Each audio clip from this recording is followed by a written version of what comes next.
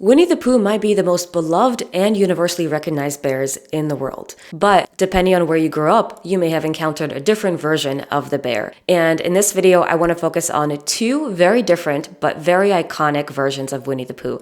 One produced by Disney and the other one produced by Soyuzmultfilm. Both versions bring out different elements of A.A. Milne's original story. So I want to focus on contrasting the different tone and styles of the two cartoons and talk about the original themes of the story. So let's dive into the world of Winnie the Pooh.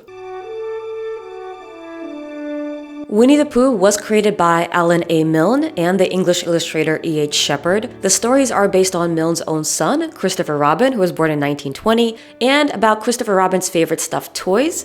His favorite toy was a stuffed bear, which was purchased in 1921 at Harrods department store. And initially, the bear was called Edward Bear, but eventually he was renamed to Winnie the Pooh. The first part of the name, Winnie, came from a female Canadian black bear at the London Zoo, which Christopher Robin used to frequent in the 1920s. Winnie is named after Winnipeg, Manitoba, and she was also a mascot of one of the Canadian regiments in World War I. And there's a whole backstory on Winnie the actual bear, and I highly recommend checking it out if anyone's interested.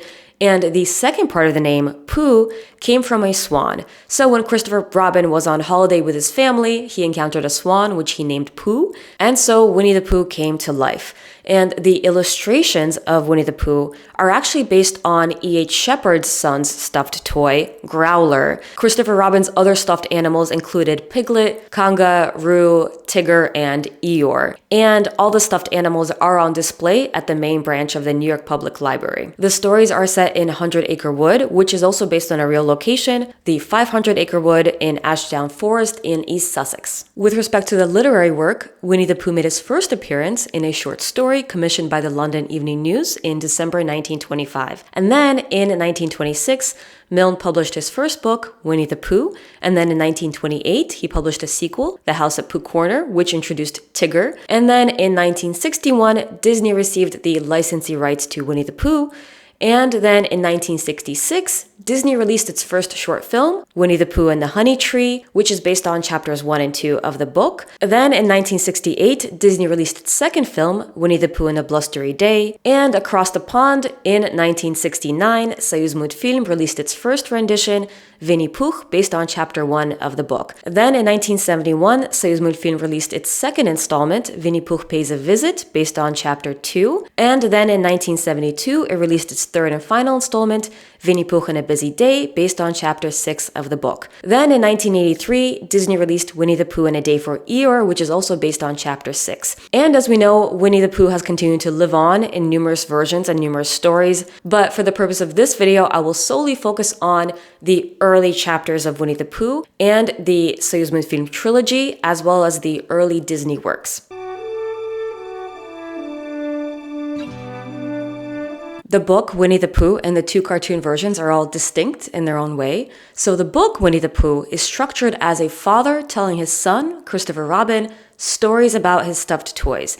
And Edward Bear, or Winnie the Pooh, is explicitly described as a stuffed toy, so we get two universes. The universe of the home life with the father and the son, and 100 Acre Wood, where all the stories take place. And often, Winnie the Pooh likes to hear stories about himself because he's that sort of a bear.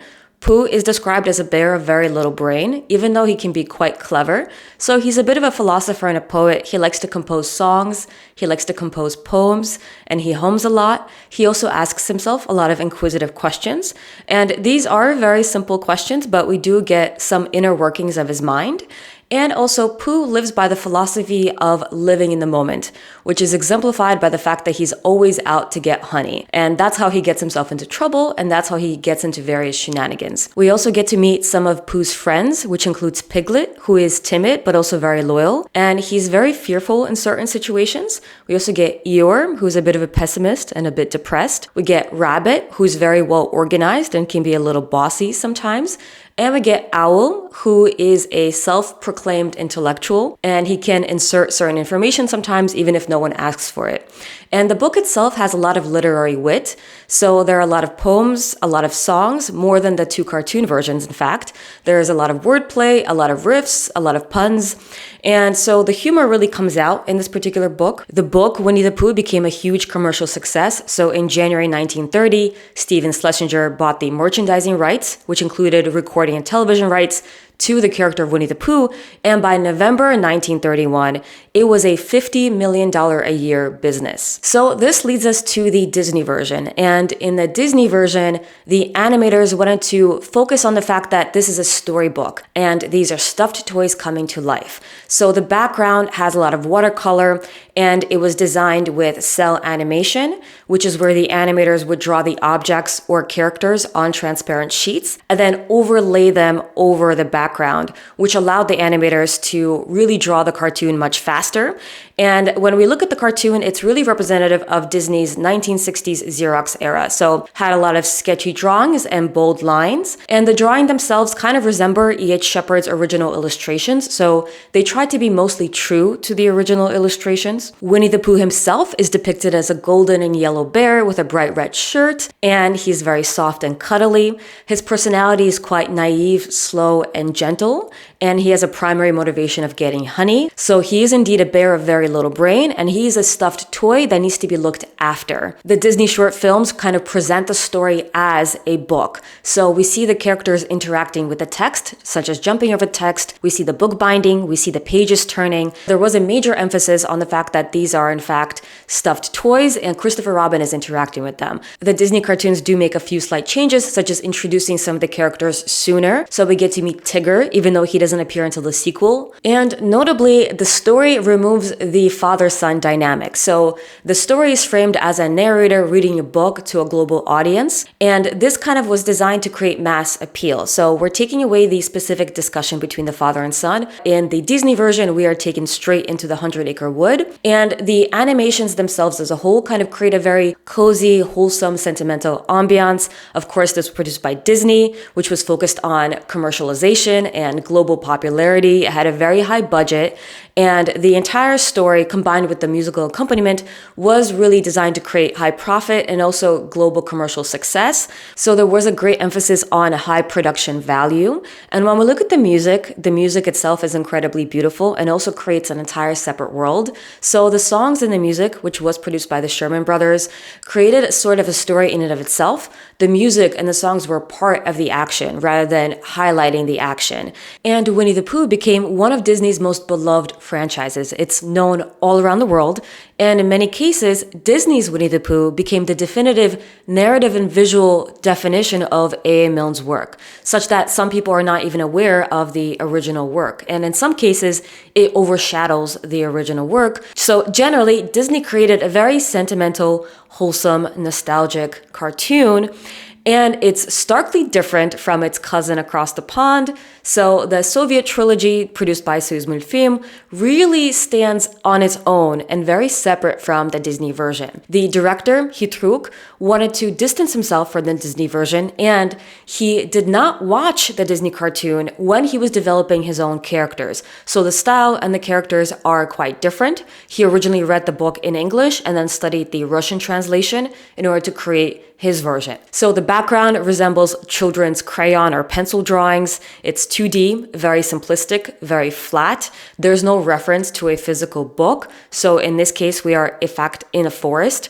And the cartoon itself kind of looks like cutout animation, which kind of makes me think about South Park a little bit. So it's jerkier, it's a bit quirkier, it's flatter. There's a lot of white space, a wider background, and the movements are more simplistic. And this simplistic style really gave the opportunity to focus on the timing, the dialogue, and the characters of the story rather than the physical action. So looking at Pooh himself, Pooh is a dark brown bear. He kind of looks like an irregular potato, and his arms and legs are detached from his body when he moves. He's not wearing any clothing, and he is faster, he's wittier, he's more of a strategist in the Vinni Pooh version, and he's also a philosopher poet, so he likes to compose songs and compose poems that explain his behavior, and he is more of an independent bear. So he's not a stuffed toy that needs to be looked after. He is, in fact, a wild bear, except a very small one, who lives in the forest. And Vinni Pooh was voiced by Yevgeny Leonov, who is a famous Soviet actor.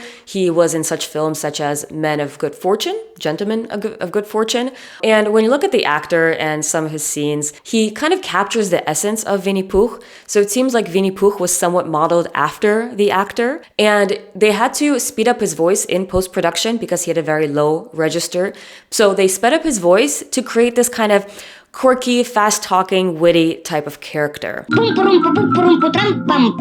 And in the Soviet version, Pukh made some significant changes, the most notable of which is removing Christopher Robin. So there are no human characters in the Soviet trilogy.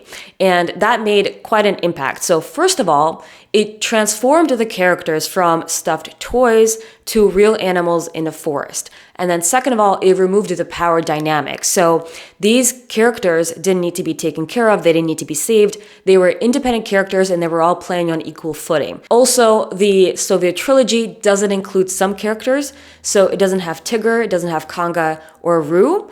And a part of that is because in the books, they were not featured until later on. So the chapters that the trilogy focuses on doesn't have Kanga, Roo, or Tigger as prominent characters, and so they were not included. And another notable difference is the narration. So in this case, because it's not a storybook, we don't really get interaction with the book itself because these are animals in a forest, but also there is a narrator, but the narrator is more detached from the characters. So in the Disney version, the narrator is not only sharing a story to the audience, but is also interacting with the characters sometimes, specifically with Winnie the Pooh.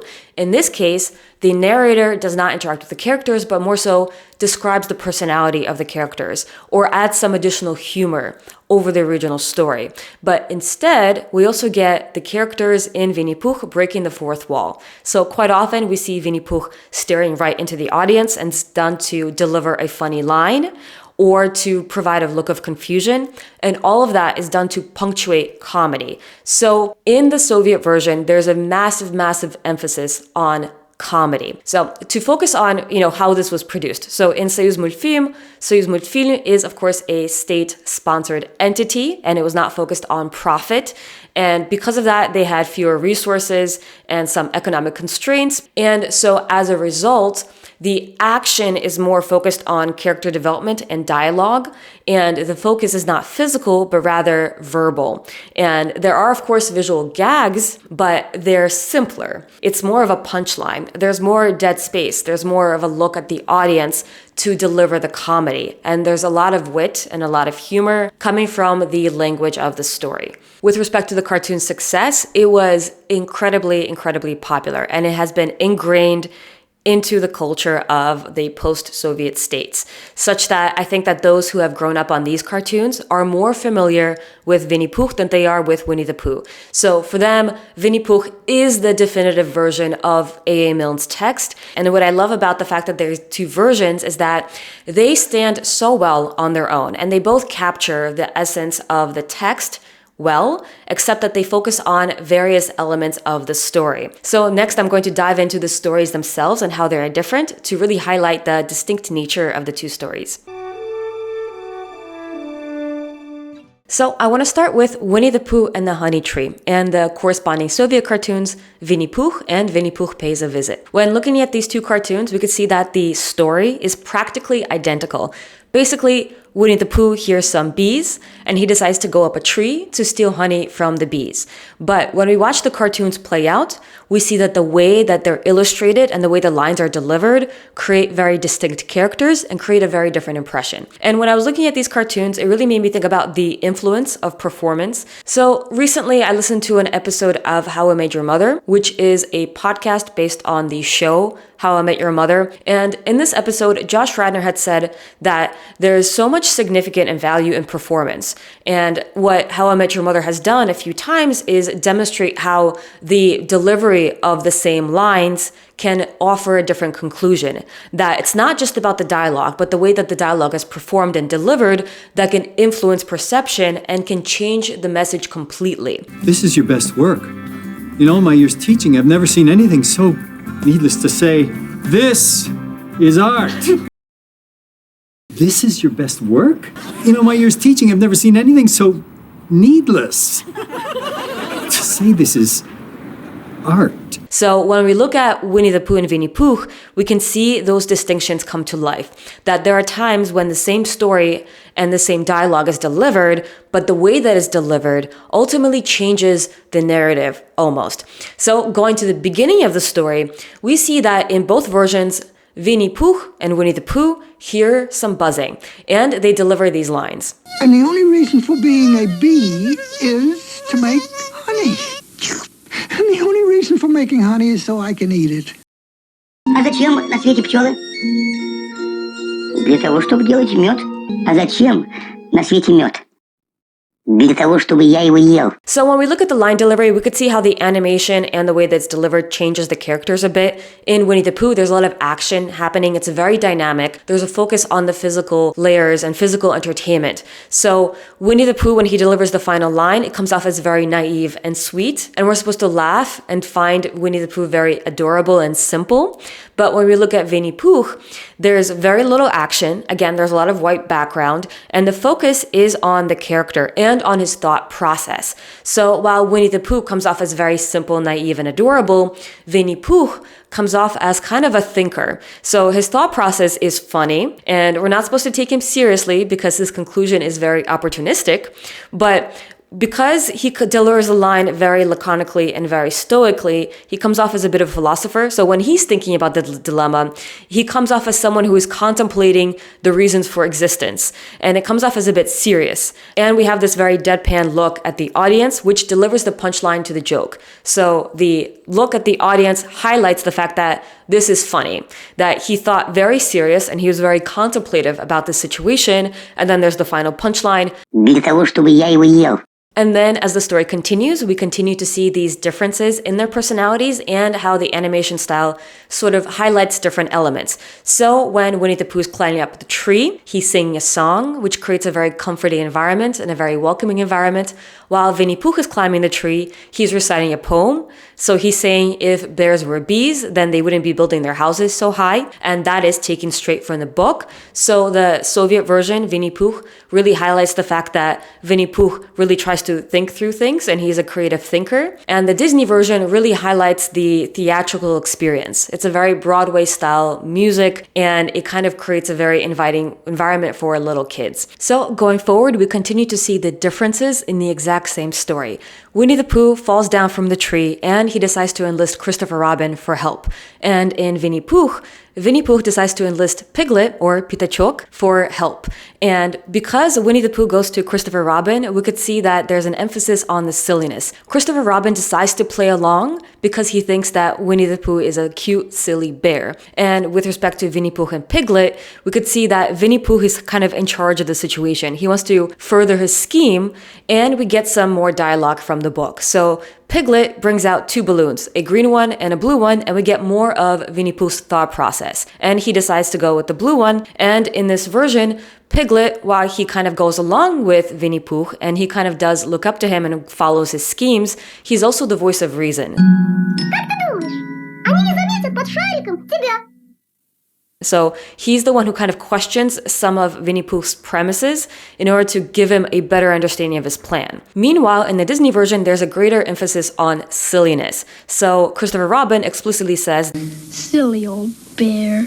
And we could see again in the line delivery that in Vinni Pooh, some of the lines are designed to give a punchline. So once again, when he says he's going to get honey with the balloon, he looks flat at the camera, at the audience, to deliver the punchline. While going up the tree, Winnie the Pooh sings a song. And again, this Broadway type of music and the movement, the cartoon, creates a very nostalgic and warm feel. And in the Vinnie Pooh version, when he's going up the tree with the balloon, he is again singing a song, but we get more lines from the book. Ну, на кого я теперь похож? На медведя, который летит на воздушном шаре.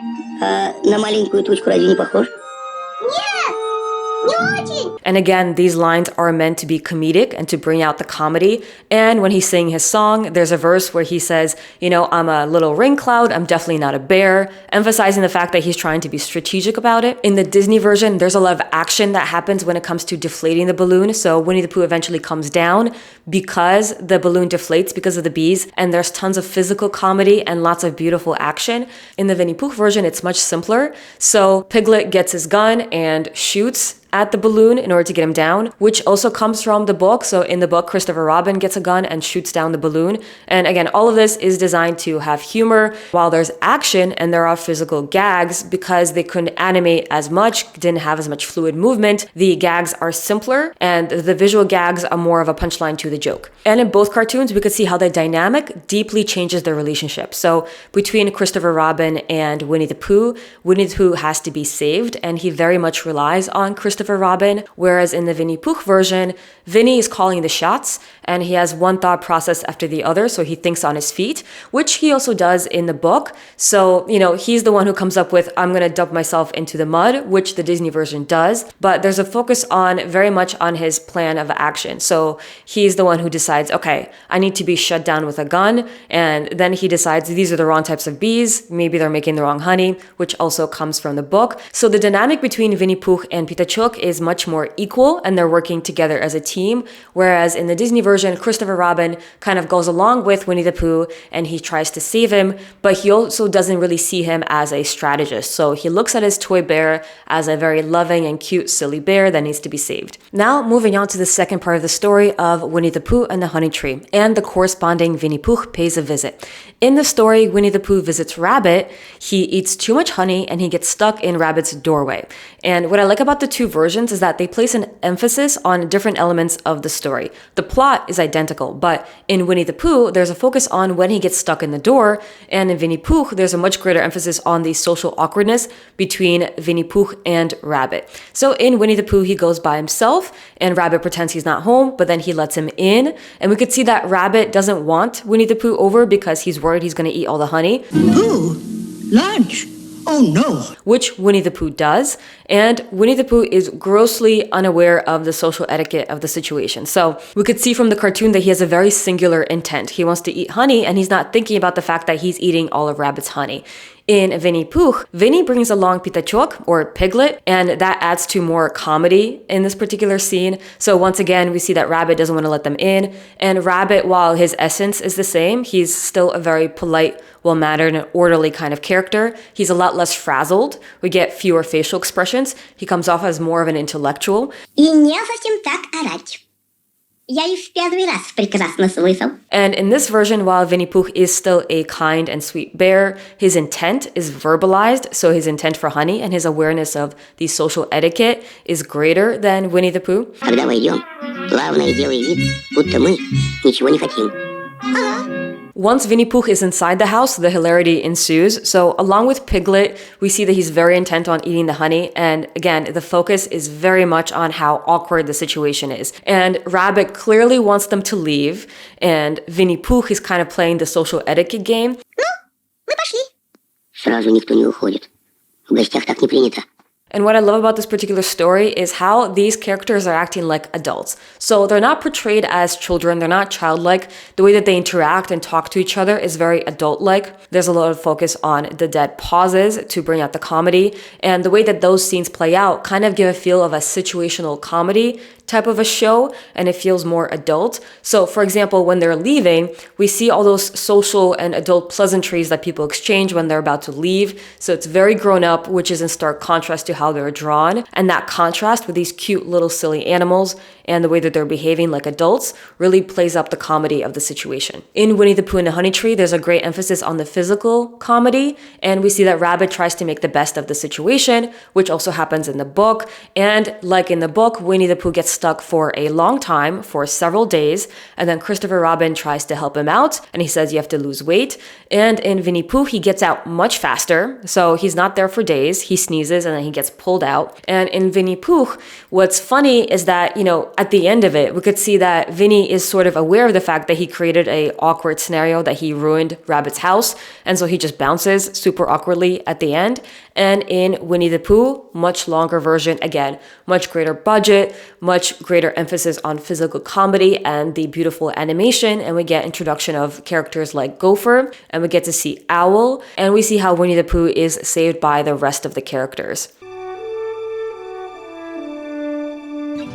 While the two versions mostly focus on the same stories, they are very distinct because of the changes that they make, and they stand on their own. And notably, I think that both versions are authentic to the source material, but they bring out different elements of the story. Same, but different, but still same. Disney's version really highlights childlike wonder and playtime and the joy of childhood. So by including Christopher Robin, it highlights the fact that this is a boy who takes care of his toys and watches as they get into adventures. The music and the color palette creates a really comforting environment and a cozy environment that everyone can enjoy. There's a universal theme of friendship and support, and it's visually and musically very appealing. And the detailed and realistic animation style really highlights the physical comedy of the tales and brings it to life. And ultimately, Disney created a tale of universal appeal. So it's easily translated into different languages, and kids and adults can enjoy this particular story. And it's easy to see how it becomes so relatable all around the world. The Soyuzmultfilm version, on the other hand, brings out the humor of Milne's text. So while there are significant changes, specifically removing Christopher Robin, the trilogy includes a lot of the dialogue and lines from Milne's text that we don't see in the Disney version.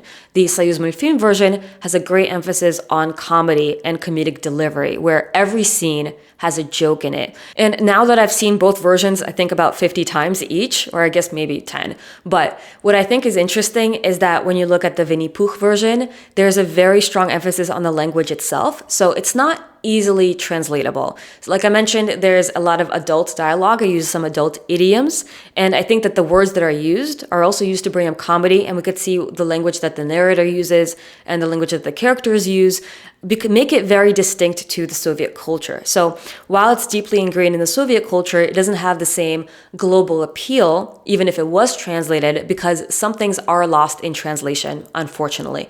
But even if you don't know the language, visually, you can still very much enjoy the humor and the deadpan delivery of the lines and of the characters. And when it comes down to deciding which version is better, I really think that it's preference. So those who grew up with the Vinnie Pooh cartoons likely have a strong affinity for those cartoons, and those who grew up with the Winnie the Pooh version have a strong affinity for those cartoons. Ultimately, it's what we're familiar with that we feel most drawn to, but they're both adorable and they're both unique. And because they're so different, because the animation style is so different, because they focus on different elements of the story, I think they could both be respected and admired together because they bring out different elements. And of course, the book itself is an absolute classic and it's worth reading. I must admit, I haven't finished the book yet. I'm still reading it, but it's very adorable and I enjoy it a lot. And hopefully I'll read some other Winnie the Pooh iterations, specifically the Tao of Pooh, which sounds very interesting. I appreciate you guys for watching. Thank you for making it to the end. If you like it, hit like or subscribe. Thank you, and I'll see you next time.